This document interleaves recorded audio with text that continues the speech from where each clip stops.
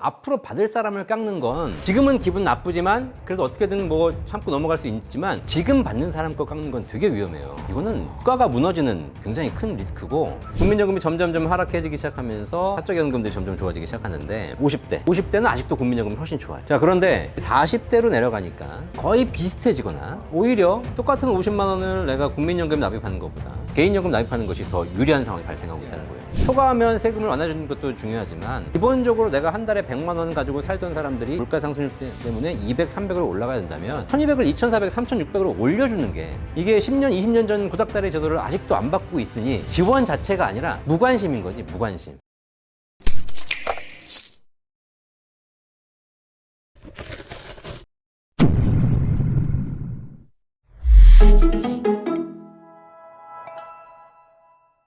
국민연금 개혁 설문조사를 국내 경제학자 대상으로 실시를 했는데 네. 응답자의 83%가 네. 국민연금 개혁이 필요하다.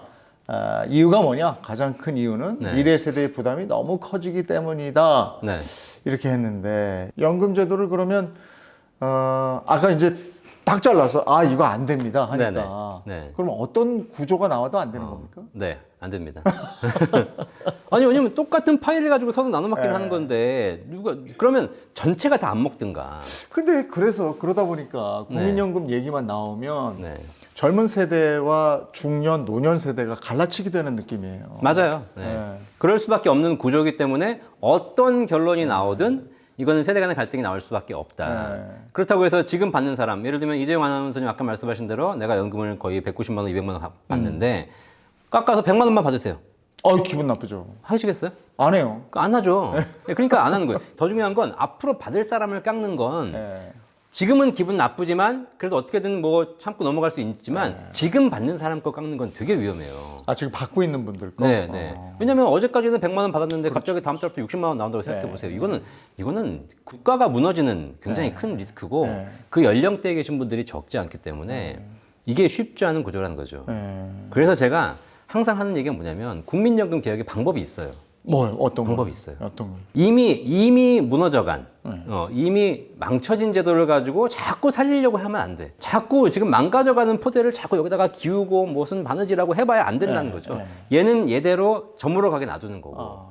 그리고 또 하나의 새로운 제도를 통해서 청년들을 위한 혹은 지금 이렇게 국민연금에서 소외된 사람들을 위한 뭔가의 제도를 만들거나 혹은 지금 이제 우리나라는 어쩔 수 없이 공적연금과 사적연금이 있는데 공적연금이 해결하는 부분이 점점점 비중이 축소되고 있다면 사적연금에 대한 지원을 통해서 개인 스스로 연금을 준비할 수 있도록 뭔가 좀 약간 이렇게 초점을 바꿔주는 거. 지금 이제 말씀은 개인이 그 연금을 국민연금을 대체할 수 있는 그런 연금을 좀 들어보는 게 어떻겠느냐 이런 권고이시기도 한데 그러면 그 방법은요?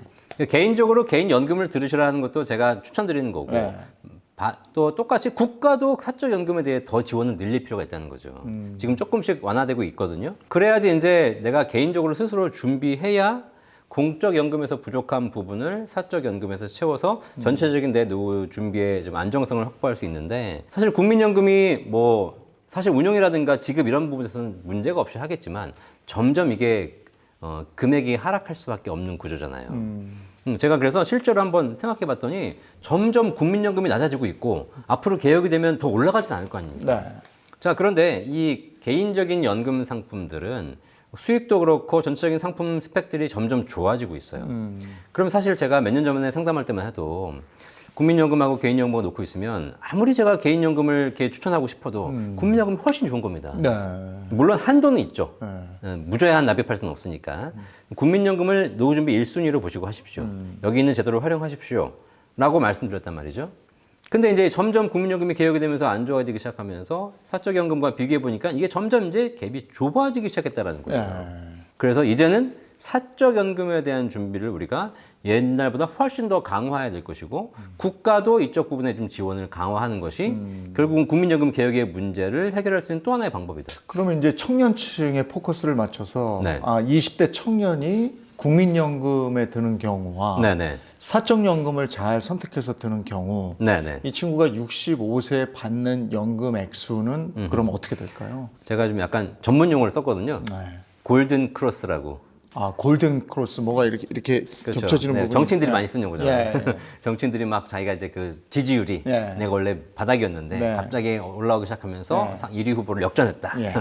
실제로는 국민연금이 점점점 하락해지기 시작하면서 이제 그 사적연금들이 점점 좋아지기 시작하는데 제가 계산해 보니까 50대. 네. 50대는 아직도 국민연금이 훨씬 좋아요. 그리고 국민연금이 여러 가지 좋은 제도가 있습니다. 뭐 추납, 반납, 물가상승률 반영, 연기연금 뭐 굉장히 좋은 제도가 있기 때문에 그런 걸 다 감안해 봤을 때 50대들은 동일한 돈, 한 달에 예를 들면 50만 원을 내가 한다라고 했을 때 국민연금에 납입하는 것이 개인연금보다 훨씬 좋죠. 예. 물론 이제 직장 가입자들은 자동으로 납입하는 것이고 지역 가입자라든가 임의 가입자들이 선택해서 납입할 수 있잖아요. 예.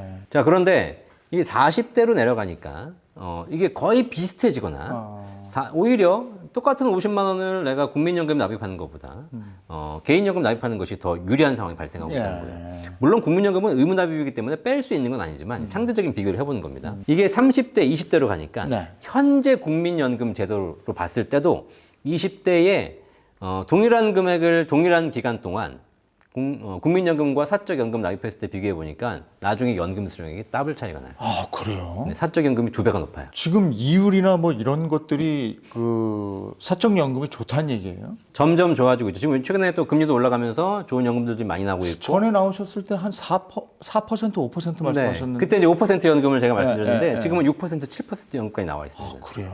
네. 근데 이런 것이 이제 얼마 나이 드신 분들은 뭐 그래봐야 5년, 10년 이자를 받을 수 있는 기간이 많지 않기 때문에 그렇게 메리트가 없지만 20, 30대에 가입한 사람들은 20, 30년 정도의 그 높은 금리를 적용받을 수 있는 그러면서 내가 연금을 적립할 수 있는 거기 때문에 네. 그런 차원에서는 굉장히 유리한 조건이 되죠. 7%대가 그러면 고정돼 있는 거예요? 그것도 다 바뀌지 않아요? 네, 현재는 그 상품 연금 상품 고정이에요. 고정인데 이제 단지 이자가 복리는 아니고 달리인 예. 경우 약간의 일장일단이 있기 때문에 그건 반드시 확인해 보실 필요가 있어요. 금리가 떨어진다고 생각하면 네. 이제 이렇게 계속 올라가진 않을 텐데 네네. 떨어진다고 생각하면은 7% 달리라도 네네. 상당한 메리트가 있는 그렇죠. 복리로 환산해도 뭐 4, 5% 이상이 나오기 때문에 예. 굉장히 좋은 상황인데 예. 다만 제가 뭐 여기서 말씀드렸지만 그 금리를 받으시려면 예. 조건이 있어요. 어떤? 조건.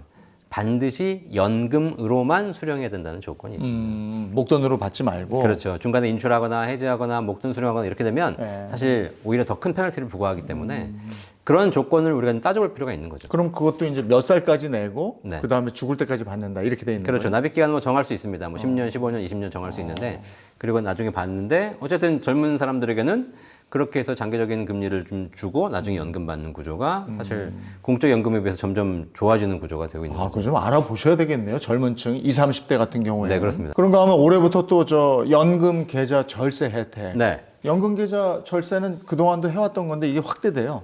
그러니까 이게 제가 말씀드리는 사적 연금 지원에 대한 강화를 말씀드리는 거거든요. 이제 올해 이제 흉내를 약간 낸 거예요. 네. 이게 뭐냐면 작년까지는 연금 계좌, IRP나 연금저축, 연금펀드 이런 상품들에 대해서 세액공제 한도가 합쳐서 연간 700만 원까지였고 또 소득이 뭐 많으신 분들은 오히려 막 제한되고 이랬거든요. 네. 자, 그 다음에 이제 뭐 50세 이상은 200 더 주고 뭐 이렇게 얘기가 됐었는데 올해부터는 관계없이 누구나 900만 원까지. 그래서 세액공제 한도를 높였습니다. 그러니까 더 많이 내라는 거죠. 전에 700만 원이 예, 720만 작년까지는 원. 700. 예, 예. 700까지 납입을 하고 납입 한도는 1800까지 가능하지만 예. 세액공제 한도는 700만 원까지 가능했는데 이걸 900까지 늘려준 거고요.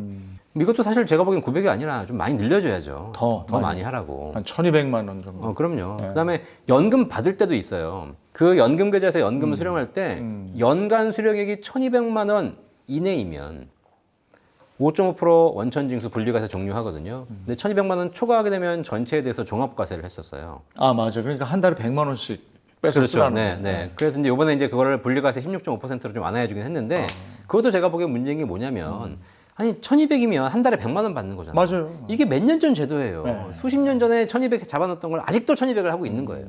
그건 안 바뀌었군요. 그거 바뀌어야죠. 그러니까 네. 초과하면 세금을 완화해주는 것도 중요하지만 기본적으로 내가 한 달에 100만 원 가지고 살던 사람들이 이제는 물가 상승률 때문에 200, 300으로 올라가야 된다면 네. 1200을 2400, 3600으로 올려주는 게 연금을 쓰는 사람들에게 조금 더 여유 있게 생활할 수 그렇죠. 있도록 해주는데 네. 이게 10년, 20년 전 구닥다리 제도를 아직도 안 바꾸고 있으니 이건 뭐 지원 자체가 아니라 무관심인 거지, 무관심. 일단 그런 거부터 좀 바뀌어야 된다. 그럼요. 그러니까 우리나라 국회에 연금 전문가가 없어요.